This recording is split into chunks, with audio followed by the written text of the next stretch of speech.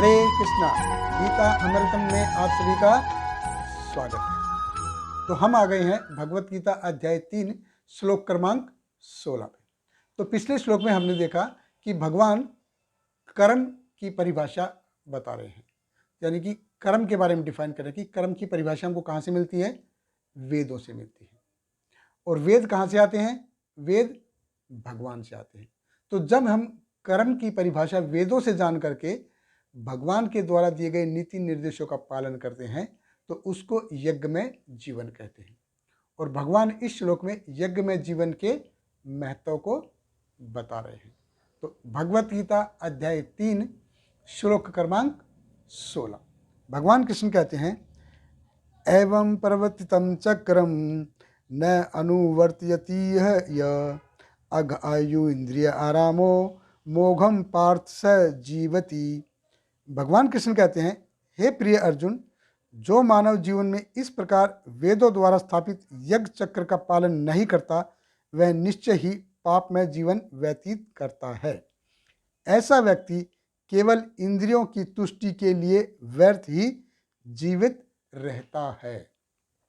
तो भगवान कृष्ण कहते हैं, एवं प्रवर्तितम चक्रम, कि ये जीवन कैसा है, ये जीवन एक चक्र है, ये घूम फिर के वापस उधर ही आना है। तो जैसे हमने अध्याय 2 में भी देखा था कि जब व्यक्ति 20 साल का होता है तो अकेला होता है, 60-70 साल की उम्र में जाके भी वो अकेला हो जाता है। इन बीच के 30-40 सालों में वो ऐसा ताना बाना बुनता है, अपनी ज़िंदगी में ऐसा ताना बुनता है कि उसी में वो बंध जाता है, उसी में बंध जाता है। तो भगवान कृष्ण कहते हैं कि परिवर्तित चक्र, ये जो परिवर्तित चक्र है ये मेरे द्वारा बनाया गया है, तो सब कुछ घूम घाम करके वापस उधर ही आएगा।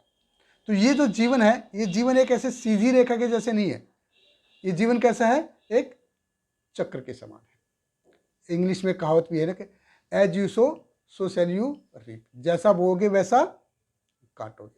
तो ये चक्र जो है ये क्या कहता है, चक्र कहता है कि भगवान के द्वारा दी गई सृष्टि जो बनाई है इसका उपयोग अगर तुम सिर्फ इंद्रिय भोग के लिए करोगे तो इसका खामियाजा आपको भुगतना पड़ेगा। तो जब हम भगवान से कुछ लेते हैं तो हमको कुछ सेक्रीफाइस करना चाहिए।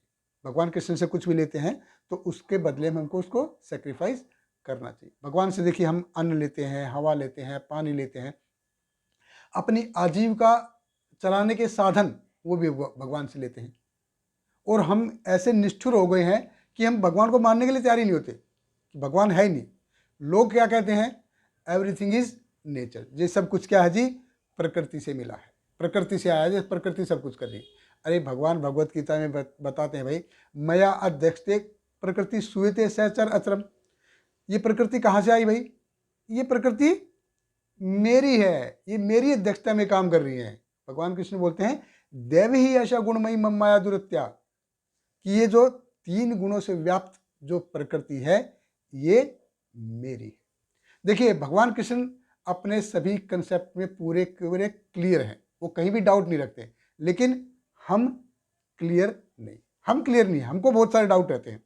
तो जब हम इस परिवर्तित चक्रम को तोड़ते हैं तो ये कि भाई आगे किसने देखा, कल क्या होने वाला है किसको पता, ये है मैं जैसा चाहूँ वैसा करूँ, मेरी मर्जी, जो चाहे जो करूँ मेरी मर्जी।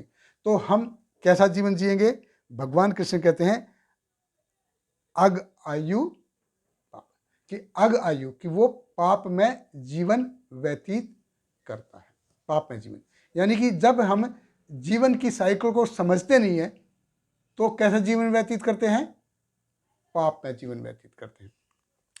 इंद्रिय आराम हो, इंद्रिय के प्रति आसक्ति जब हो जाती है, जब व्यक्ति की आसक्ति इंद्रियों के प्रति ज़्यादा आसक्ति होती है तो क्या होता है, मोघम पार्थ स जीवती, वो व्यर्थ का जीवन जीता है। भगवान कृष्ण कहते हैं कि जिसकी आसक्ति सिर्फ इंद्रियों में है वो कैसा जीवन जी रहा है, व्यर्थ का जीवन जी रहा है, वो अपने जीवन का पूरा आनंद नहीं उठा पाता। लेकिन जो इस परिवर्तित चक्र को फॉलो करता है वो अपने जीवन का पूरा आनंद उठा पाता है। जैसे कोई बहुत अमीर आदमी है, उसके पास लिमोजिन गाड़ी खरीदनी है उसने, तो लिमोजिन गाड़ी खरीदने के लिए पैसे तो जाहिर है कि ड्राइवर रखने के ही पैसे होंगे, तो ड्राइवर रखेगा। तो गाड़ी का मालिक क्या है, पीछे आराम से बैठेगा और ड्राइवर लिमोजिन कार चलाएगा। तो ज़्यादा आनंद कहाँ पे है, जब ड्राइवर गाड़ी चला रहा है, चलाने में ज़्यादा आनंद है। अभी पीछे अगर बैठना है तो मारुति 800 में बैठो या वैगनार में बैठो या लिमोजिन में बैठो या मर्सिडीज में, पीछे तो बैठना ही है ना खाली। असली आनंद कौन ले रहा है, ड्राइवर ले रहा है। चलाने में जो मज़ा है वो ड्राइवर ले रहा है। लेकिन वो आनंद कब तक ले पाएगा, जब तक वो मालिक की बात सुनेगा कि लेफ्ट चलना है लेफ्ट चलो, राइट चलना है राइट चलो, सीधा चलना है तो सीधा चलो। जब तक वो मालिक के इशारों पे चलेगा तो एंजॉय कर पाएगा। अगर नौकर या ड्राइवर सोचने लगे यार ये क्या है, गाड़ी धोता मैं हूँ, मेंटेन मैं करके लाता हूँ, सर्विसिंग मैं कराता हूँ, हवा पान भी मैं रखता हूँ, साफ़ सुथरा मैं रखता हूँ, मैं मालिक की क्यों सुनूं भाई, तो मालिक उसको उसी क्षण बाहर निकाल देगा। तो भगवान कैसे कहते हैं, जब हम इस परिवर्तित चक्रम को भूलकर इंद्रिय विषय वासनाओं में आएंगे तो हमको कैसा जीवन मिलेगा, इंद्रिय आराम हो, हम इंद्रियों के दास बन जाएंगे। अगर हम भगवान के द्वारा दिए गए नीति निर्देशों का पालन नहीं करेंगे तो हम इंद्रियों के दास बन जाएंगे। तो हमको क्या समझना है उसके लिए, ईश्वर ब्रह्म कृष्ण सतचित आनंद विग्रह अनादिरादिर गोविंद सर्व कारण कारण। ब्रह्म संहिता क्लियर बताती है कि परम ईश्वर कौन है, भगवान कृष्ण है, और वो निर्वाकार निर्विशेष नहीं है, उनका एक स्वरूप है सतचित आनंद। जैसे हमारा स्वरूप है पंच तत्वों से बना है, ऐसे भगवान कृष्ण का भी शरीर है जो तेजो में शरीर है।